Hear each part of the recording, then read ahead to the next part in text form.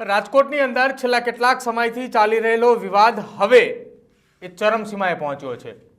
રાજકોટની અંદર સરદારધામ અને સાથે ખોડલધામનો જે વિવાદ છેલ્લા કેટલાક સમયથી ચાલી રહ્યો છે અને આ જ વિવાદ હવે લોહી લુહાણ બન્યો હોય તેવું લાગી રહ્યું છે। ગત મોડી રાત્રે સરદારધામના ઉપપ્રમુખ અને ભારતીય જનતા પાર્ટીના આગેવાન રાજકોટના પૂર્વ કોર્પોરેટર જયંતિભાઈ સરદારા ઉપર અચાનક જ એક હુમલો થાય છે અને હુમલો થતાની સાથે જ તેઓ ગંભીર રીતે ઇજાગ્રસ્ત થતા તેમને નજીકની હોસ્પિટલ ખાતે ખસેડવામાં આવે છે।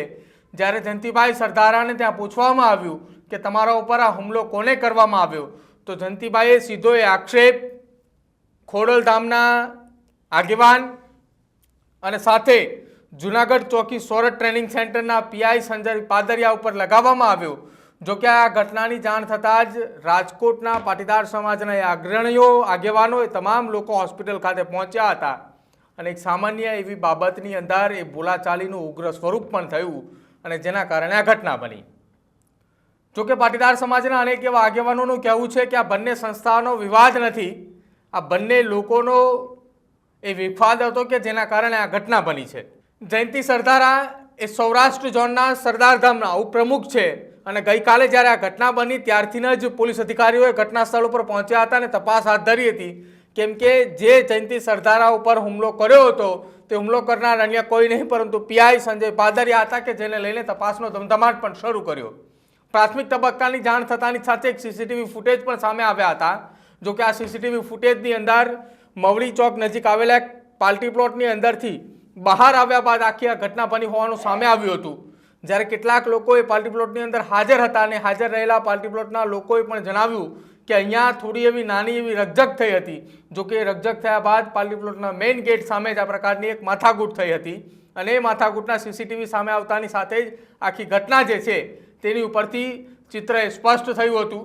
જો કે હાલ પણ જયંતિ સરદારાએ રાજકોટની એક ખાનગી હોસ્પિટલની અંદર દાખલ છે અને આજે વહેલી સવારથી જ પાટીદાર સમાજના અનેક એવા આગેવાનોએ રાજકોટની હોસ્પિટલ ખાતે પહોંચ્યા છે।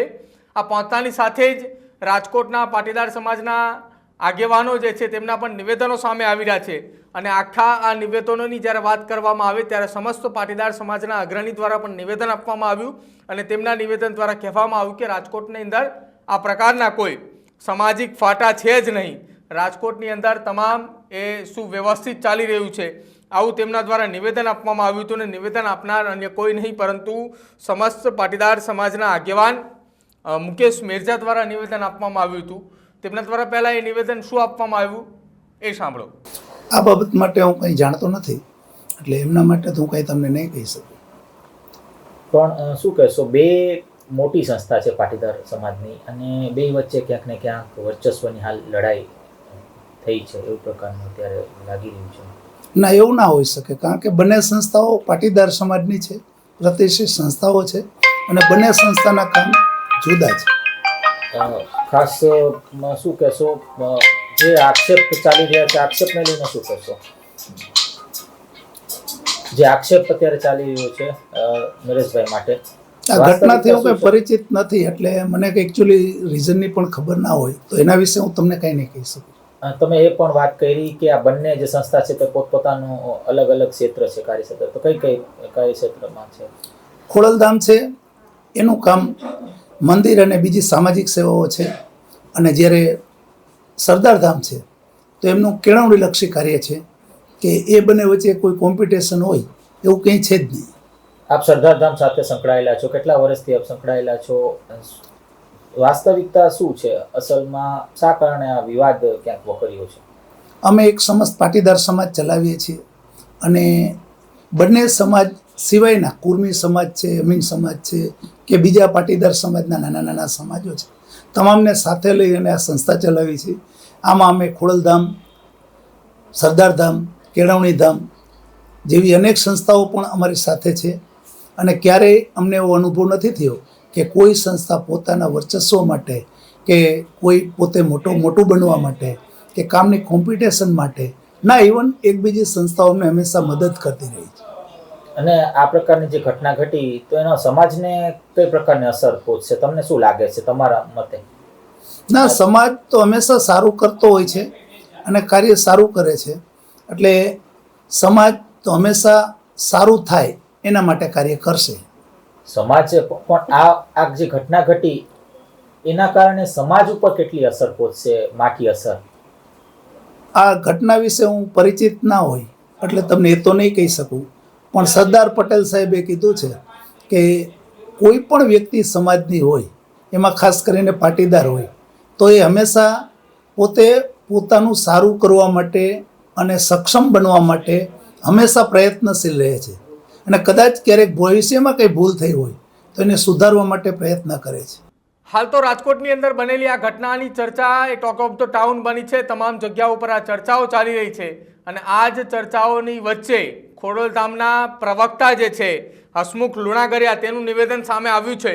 હસમુખ લુણાગરિયાનું નિવેદન સામે આવતાની સાથે જ હાલ તો એ ચર્ચાઓએ જોર પકડ્યું છે કે બંને સંસ્થાના આગેવાનો દ્વારા આ પ્રકારની મારામારીની ઘટના સામે આવે છે કે જેમાં જયંતિ સરદારા ઇજાગ્રસ્ત થાય છે.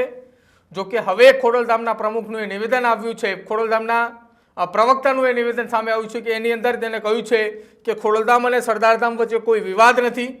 નરેશ પટેલ તો હાલ વિદેશમાં છે અને આ ઘટનાની તેમને જ્યારે જાણ થઈ ત્યારથી જ તેઓ ચિંતિત છે. તેમને પણ આ ઘટનાને લઈને દુઃખ વ્યક્ત કર્યું છે.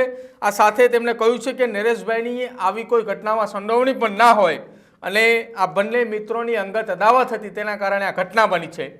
શું કહ્યું હસમુખ લુણાગરિયાએ એ પણ સાંભળો. જે ગઈકાલે રાત્રે જે ઘટના બની એ ખરેખર નિંદનીય અને કમનસીબ ઘટના છે. આવું સમાજમાં તો ઠીક, સમાજ સિવાય પણ આવું ક્યારેય બનવું ના જોઈએ. અને આ બાબત અમારા ચેરમેન આદરણીય નરેશભાઈ હાલ ફોરેનમાં છે. આ વાતની જાણ અમે એને કરી ત્યારે નરેશભાઈએ પણ ખૂબ ચિંતા વ્યક્ત કરી અને નરેશભાઈએ પણ કીધું કે જે કાંઈ બન્યું છે એ કમનસીબ છે, આવું ક્યારેય બનવું ના જોઈએ. અને સીધા જ આક્ષેપ નરેશભાઈ ઉપર કરવામાં આવ્યા છે, શું કહેશો?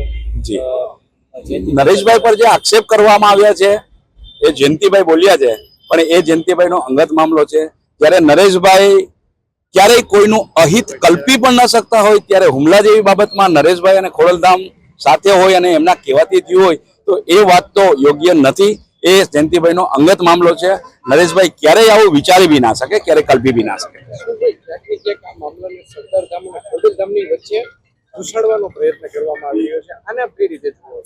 જે અંકિતભાઈ, બંને મિત્રો પાદરિયા સાહેબ અને ભાઈ શ્રી જયંતિભાઈ સરદાર બંને સમાજના મિત્રો છે, બંને ખોડલધામના સ્વયંસેવકો છે, બંને ખોડલધામ સાથે સંકળાયેલા છે.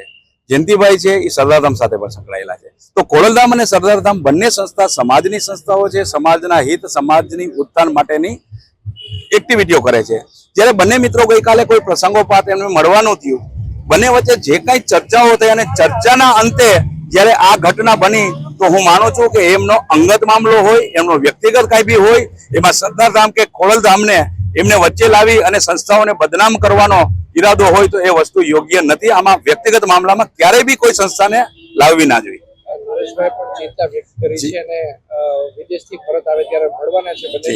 જી, નરેશભાઈએ વિદેશ બેઠા બેઠા આ બાબતની જાણ થઈ એટલે એમને ખૂબ ચિંતા વ્યક્ત કરી અને કીધું છે કે આ ઘટના કમનસીબ છે.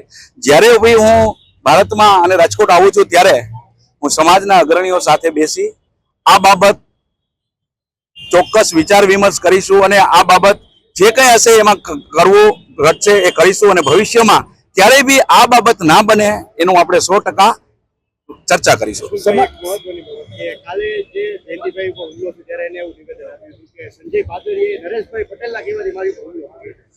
સાહેબ, એ જયંતિભાઈ કહે છે એમનું કઈ પ્રૂફ તો હોઈ ના શકે. આજે કોઈ પણ વ્યક્તિ જ્યારે આક્ષેપ અને પ્રતિ આક્ષેપો થતો હોય ત્યારે પોતપોતાના બચાવ માટે આક્ષેપો કરતા હોય છે. નરેશભાઈ આવું કે એવું તમે કલ્પી શકો? ચલો હું તો ફોરગેટ મી, તમે આવું કલ્પી શકો? ભૂતકાળમાં ક્યારે આવું નરેશભાઈ કીધું છે? અરે સાહેબ, નરેશભાઈ કે ખોડલધામ સંસ્થા આવા હુમલા કરાવવામાં ક્યારેય આજ બી ના હોય, ગઈકાલે બી નથી અને ભવિષ્યમાં બી ના હોય. એટલે એ એમનો અંગત આક્ષેપ છે.